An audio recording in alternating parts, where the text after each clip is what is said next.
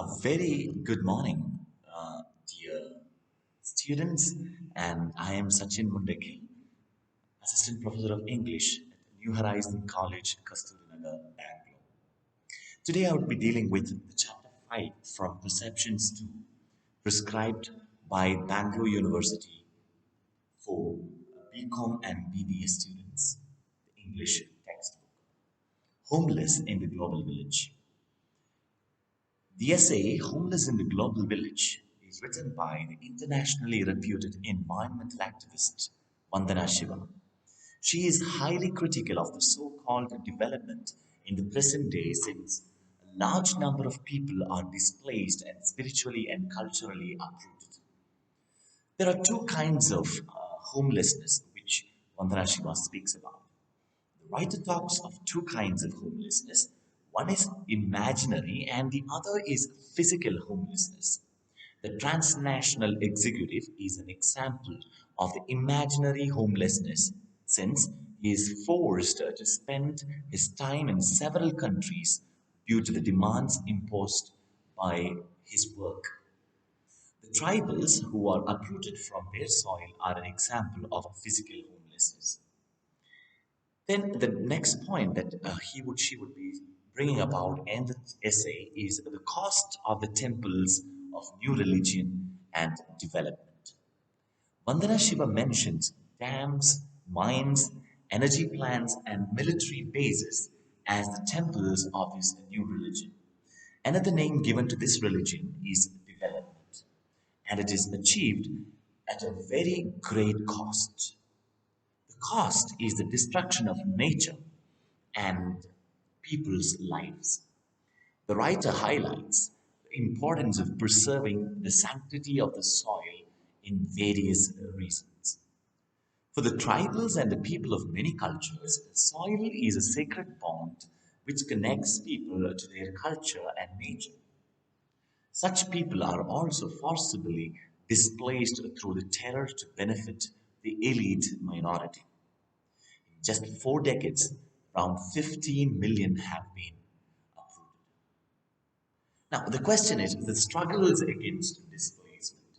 Struggles against displacement and uprooting people from their lands. Now, attitude towards Adivasis and Gunmardhan Hills, that is another incident that we find in this chapter. Vandana Shiva gives a few glimpses of the sacred bond of the people with soil and their struggles against displacement. The question, I'm repeating the concept called displacement. What is displacement? A particular group of community, a particular community of people are being forcefully removed from their own home or the place they were been living from generations after generations, and they are forced to move from one place to another for the sake of development. That is called, in a way, displacement. The Adivasis of Gunmardhan Hills of Orissa, now Odisha, consider soil as Mati Devata and Dharma Devata. The bond is so sacred that Dhanmati, a tribal woman, says that she would sacrifice her life but will not leave the hill that had given her life. The threat to the hill comes from Balco, an aluminium mining company. This place is a source of 22 different streams, and legend has it that it is from here that Hanuman had gathered herbs to save Lakshmana's life. Balko had earlier damaged Amarkandak, the source of the rivers Narmada, Sone, and Mahanadi. Ironically, the reserves extracted were too small compared to the damage done. Since 1985, the tribals have resisted the company and the police. The writer feels that aluminium was not necessary for India. It was done for export. The cost in terms of ecological damage had been too huge. Many countries, like Japan, understand the importance of preserving ecology and have stopped mining aluminium. They import 90% of the from other countries.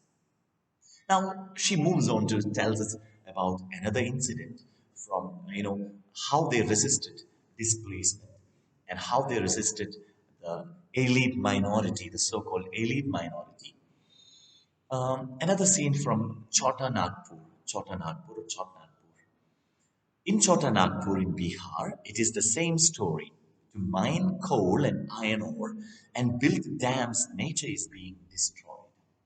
The tribals resisted the government building the Suvarnarekha Dam with the World Bank loan of US $127 million. dollars. In the protest, the leader of the anti-dam movement, Gangaram Kalundia, was killed. Surendra Biruli tells that their links with their ancestors was the organizing principle of their society.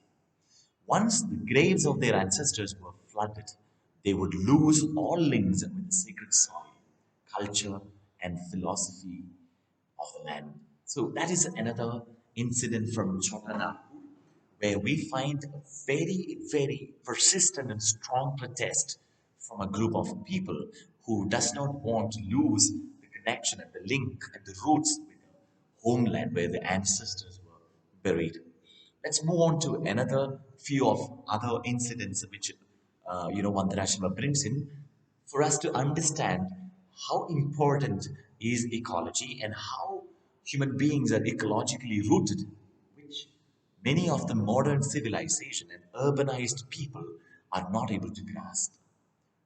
From an anthropocentric or human-centric approach to a, ecocentric approach, eco-consciousness is what Vandana Shiva, kind of expects from each and every human being on this planet Earth. There is a short description about the people of Baliopal. Okay? The writer writes about the people of Baliopal in coastal Orissa. They had resisted the setting up of the rocket test range, which would displace 70,000 tribals. The poet Branchnath Rai echoes the sentiments of the people in his poem. They would rather lose their lives, but not their homeland. So that is another incident from Odisha, the coastal area of Odisha, and they were trying to test a rocket launching over there, but the people, for which the 70,000 people were supposed to be displaced, against which the people came together and protested. Tribals of Australia and New Zealand. Now, when we hear about Australia and New Zealand, we might think everyone over there are, very well-to-do and all are elite class people. You know, the class differences keep it away. No classes that we should have in mind. Let's have an understanding of the tribals of Australia and New Zealand.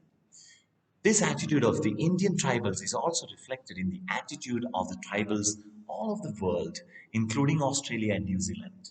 In these tribal societies, soil is the basis from which cultural and religious identity are derived.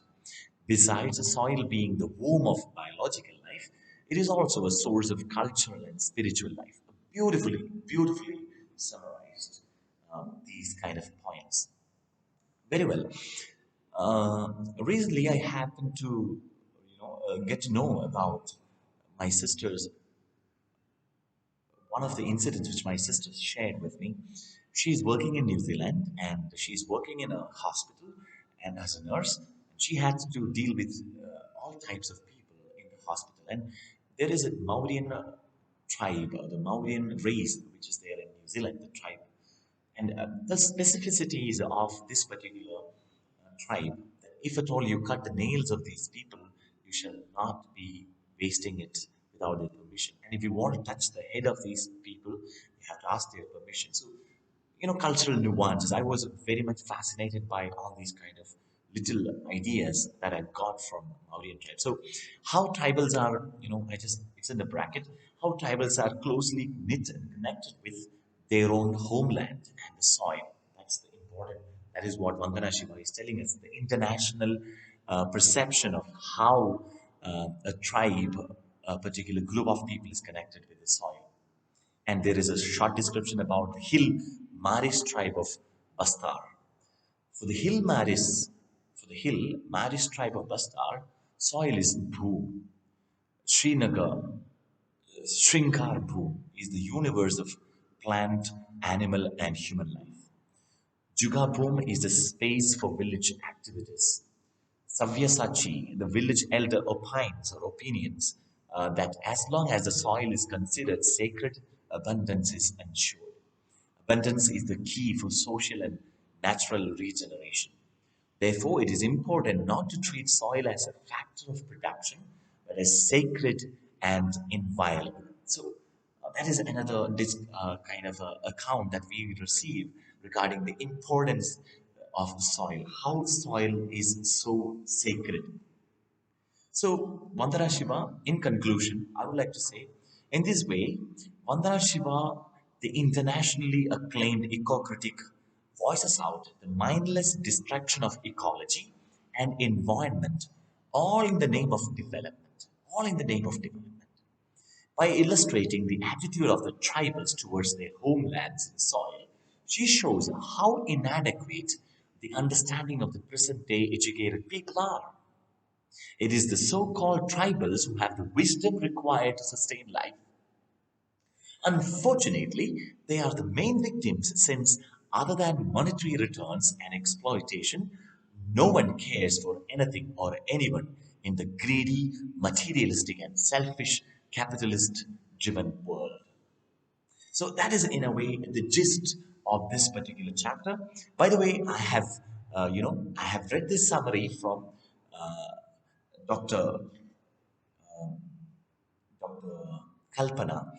She is actually working in Kerpuram Government College, and she has beautifully summarized this particular chapter. And I have my courtesy to Kalpana ma'am for having shared with me these particular summaries, beautifully arranged. Thank you so much, dear ma'am. Very well. Let me just add on my own few reflections to this. In a gist, there are few things what Vandana Shiva asks us to understand from this essay. First and foremost, she tells us to have an eco-consciousness and ecocentric approach. Until now, there was an anthropocentric or human-centric approach, which kind of exploits the entire universe, especially the ecology. That's the first. Second point, she speaks about something called the displacement, the concept of displacement, and how it has to be, fought against, and how it has to be properly done if it is very much required. So displacement, as I've told you earlier, is a process of removing a group of people from their homeland to somewhere else for the sake of development and cutting and breaching the roots of their ancestors and the connection to the soil. And thirdly, she speaks about, the she speaks about the people around. One minute, just. Thirdly, she speaks about different incidents, how the soil is sacred, and what are the attitudes of these people, those who are connected with the soil, and how they have protested against such kind of displacement. And on the whole, thus Vandana Shiva tells us to be much more eco-conscious. I would like to put it like EQ is there is already an emotional conscience quotient that is there, IQ intelligent quotient, and we have SQ spiritual quotient, and I would add also another EQ, that is that ecological quotient or eco-consciousness, which all of us need to learn. Guys, I hope you've understood from this beautiful summary written by Kalpana ma'am, as I've just read to you and explained to you my own reflections of it. And thank you so much for listening. If you have any doubts, you can ask me in the comment box. In the comment box, I would happily reply to you. Thank you guys for your patience listening.